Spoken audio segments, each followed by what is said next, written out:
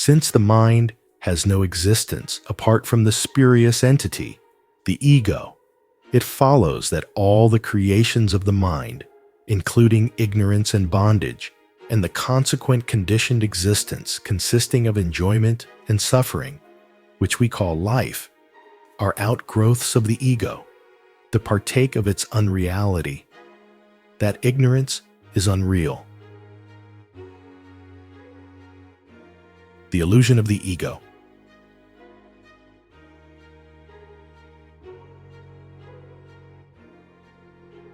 That this teaching is correct will be clear to us if we look at the facts without bias.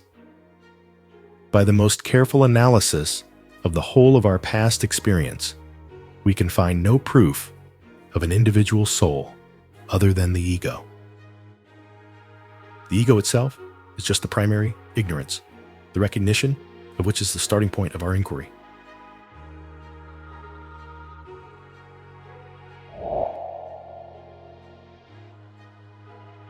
It is here shown that it is an imaginary entity being a compound of two uncompoundable elements.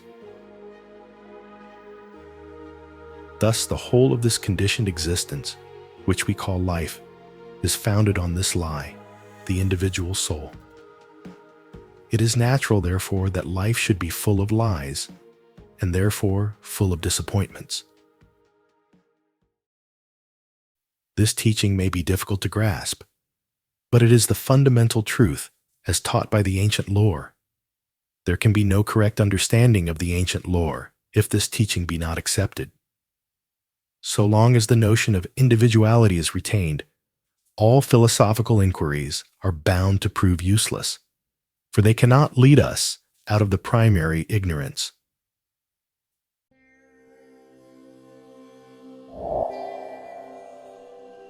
This was clearly taught by the sage Shankara as follows: only so long as there is an identification effected by the mind of the real self with the intellect, is there an appearance of individuality and of conditioned existence for that self.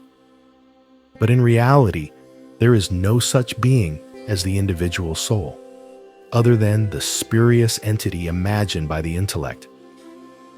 In the study of the Vedanta, we do not find support for existence of any conscious entity having an existence of its own, apart from the Supreme Being, who is ever free and all-knowing.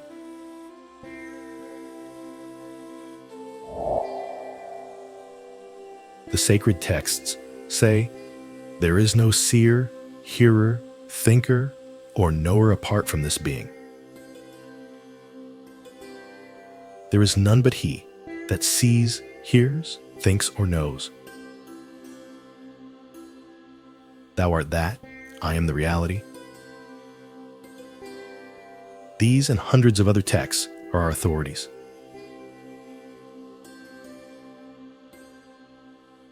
The ego is the only source of all our life experiences. They are what they are because of the ego. We say, I am so-and-so. I am a doer of actions. I am happy. I am miserable, and so on. In every single thought we can find this, I am. It is in fact the common factor of all thoughts without exception. No thought can arise which does not contain this, I am.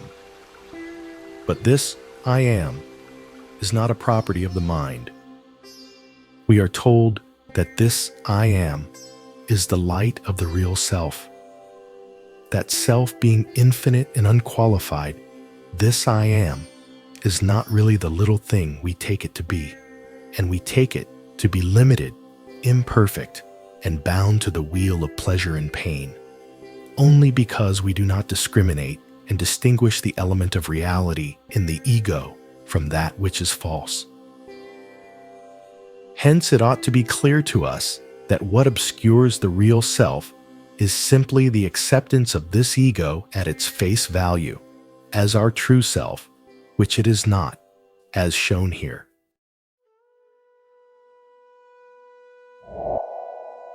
This was exactly the essence of the teaching of the sage known as Gautama Buddha. He was once asked by someone about the immortality of the soul. The sage replied, "That soul, about whose survival you are anxious, does not exist even now. It is unreal."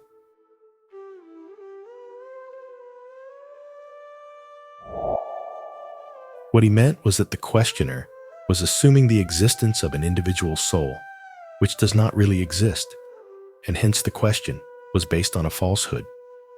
Buddha did not mean to deny the existence of the real self. The questioner misunderstood the answer. He thought that the sage had told him that there is no self at all. He ought to have asked a further question. Is there a real self? And if there be one, what is its real nature? He did not do so, but went away.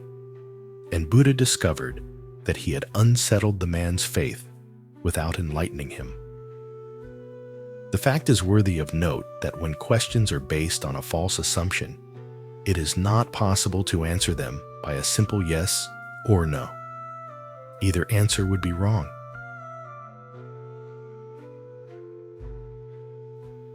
The individual soul being unreal, it follows that there is no perceiver of the world.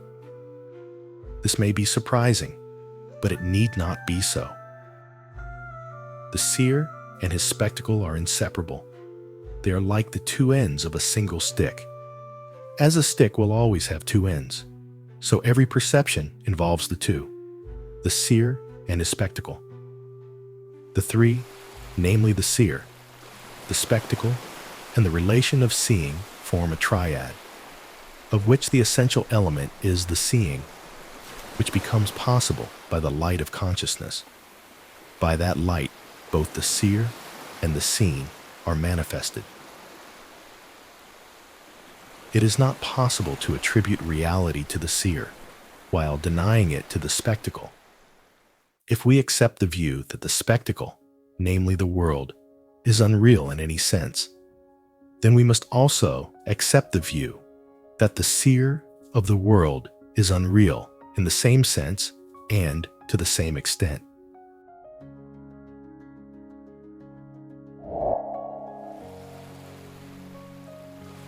The spectator is in fact an integral part of the world, both in waking and in dream. The spectator and the spectacle form one single whole, appearing and vanishing together.